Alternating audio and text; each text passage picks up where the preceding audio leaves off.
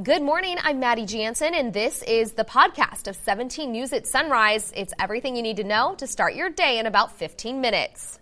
In the spirit of the Golden Empire, this is 17 News at Sunrise.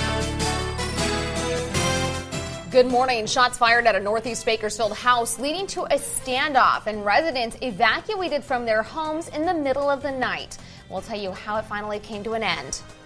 President Trump continues his trip in California today. We'll tell you what he had to say about the growing homelessness problem across our state.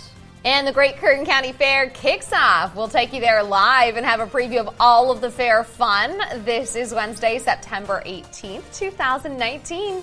Great to have you with us. I'm Maddie Jansen alongside Vanessa Dillon in for Alex on the first day of the fair. Yes, so exciting. It's finally here, and I cannot wait to try all the food. I know. Friday morning. About. That's what we're waiting for. Yep. When we're live at the fair for Sunrise, we're going to get all of the behind-the-scenes taste of the food. Oh, my gosh. I can't wait. Kevin, what's your favorite? What have you tried in the past that you just love? Oh, man.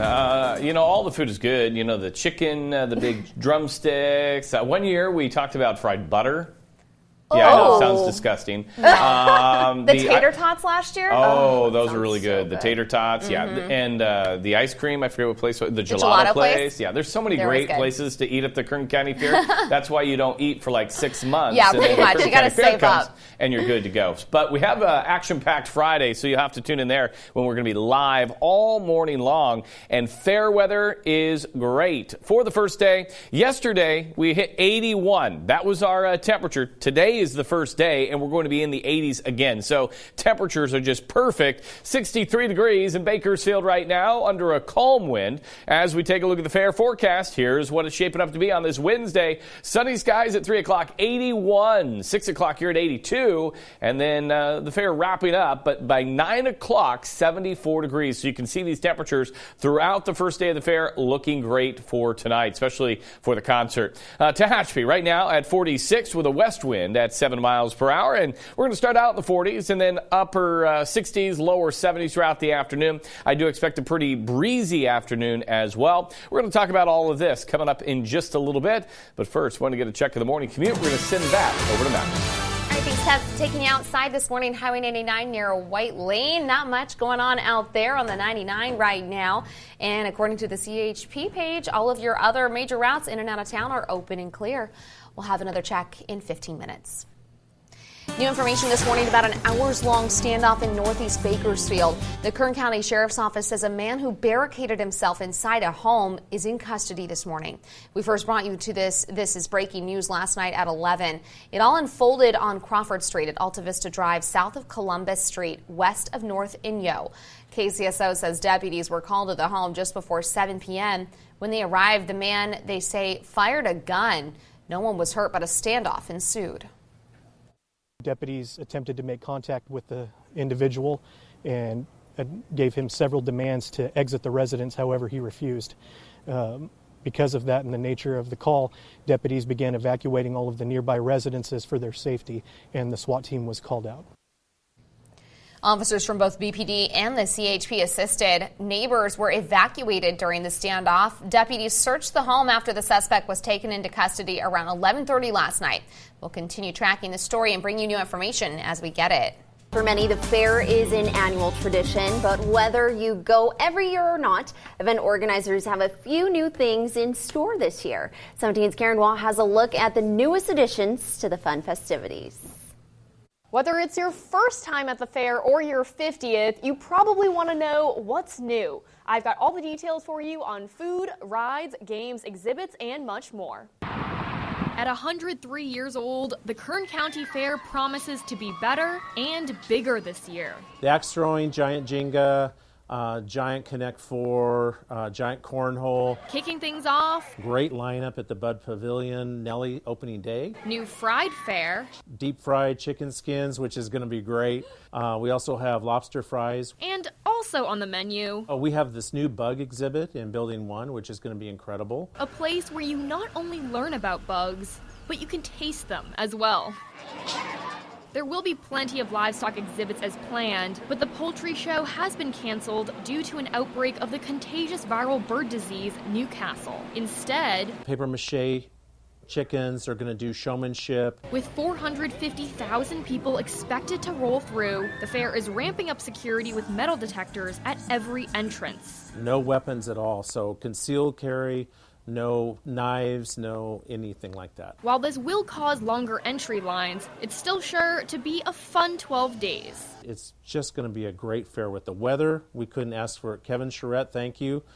The fair opens tomorrow the 18th and goes until Sunday the 29th. For all the information on fair hours and ticket prices, head to our website, kget.com. I'm Karen Hua, 17 News. And here's what you need to know to get in. Adult passes are just $12. Seniors get in for $9. Kids 6 through 12 get in for $5, and kids younger than that can get in for free. You can also get in for free if you're an active or retired military. Just bring your ID. Or you can get cheaper tickets if you buy them online. Adult passes are $10 and kids 6 through 12 are just $4. Just buy your ticket to get a QR code printed or save the paper and just use your phone. You can buy those at kerncountyfair.com, plus a whole schedule of events for the fair. And we hope to see you at the fair starting tonight. 17 News at 5 and 6 will be live every weekday of the fair. Then on Friday, we'll rebroadcast Sunrise Live from the fairgrounds. The fair runs through next Sunday, September 29th. Beloved Bakersfield priest is back in the spotlight. Monsignor Craig Harrison has filed a defamation lawsuit against a Catholic monk who spoke out publicly against him. The suit was filed last week against Brother Justin Gilligan, also known as Ryan Dixon, and does 150 who it says negligently and maliciously published and republished false, defamatory, libelous, and slandering statements. 17 News reported on Gilligan and shared a statement he prepared in May. It was released about a month after the Diocese of Fresno put Harrison on leave pending the outcome of its investigation into allegations of sexual misconduct involving minors. Harrison is still on leave. The diocese investigation prompted investigations by Bakersfield Police, Merced Police, and Faribault Police. In July, BPD closed its case and didn't recommend criminal charges against Harrison based on insufficient evidence and the statute of limitations. The other agencies' investigations are still active. Last month, Harrison also filed a defamation lawsuit against the organization Roman Catholic Faithful. Harrison and his team of attorneys have long insisted that Harrison is innocent of all allegations against him and is eager to return to his parish at St. Francis of Assisi in Bakersfield. We posted a link to the lawsuit on our website, kgt.com. Former candidate for Sheriff Justin Fleeman has filed a claim against Kern County. He says he was wrongfully terminated for political retaliation. You may remember then Chief Deputy Fleeman ran against incumbent Sheriff Donnie Youngblood in 2018. Fleeman lost the election. The claim says a few weeks later, Fleeman got a letter from the sheriff saying he was under investigation because of allegations he disclosed confidential personnel information during the election.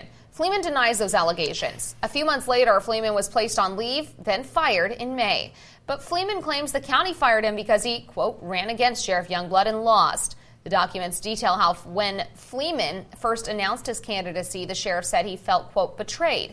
The claim details Fleeman's campaign, noting he accused Youngblood of letting deputies get away with inappropriate sexual conduct.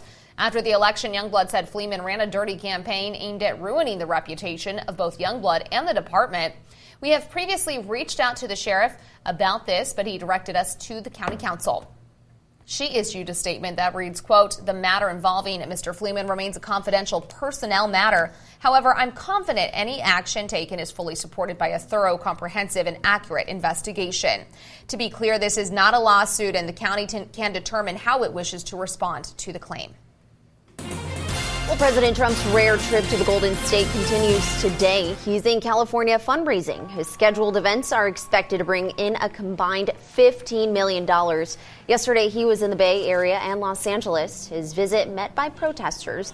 On a street corner in Beverly Hills, a small group of Trump supporters clashed with protesters. Police arrested at least one person. Later today, the president is expected to be in San Diego. Meantime, President Trump is promising to do something about homelessness in California.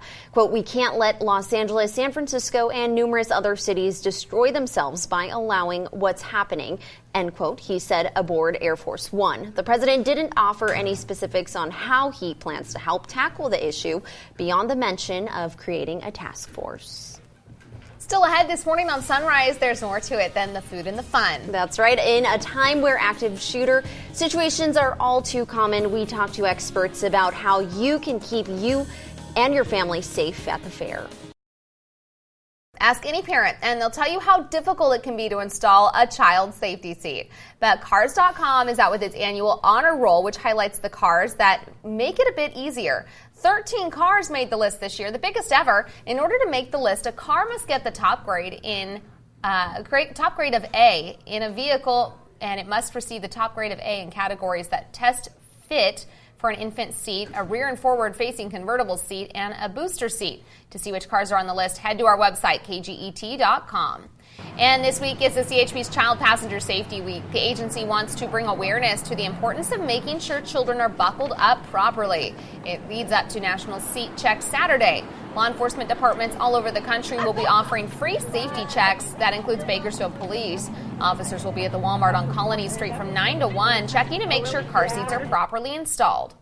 It's a look back at a significant event in Kern County history. Last night, CSUB hosted a screening of the documentary 5 Decades Later, the Aftermath of the Grape Strike. It's the work of one of our colleagues here at KGT, producer Maria Rodriguez Ornelas. She's getting her master's, and the film is her thesis project. The Delano Grape Strike began on September 8th, 1965, and lasted more than 5 years. It ended with the United Farm Workers getting its first contract with growers. A big announcement expected from the Fed today. What it's about and how it could impact your credit card and mortgage rates.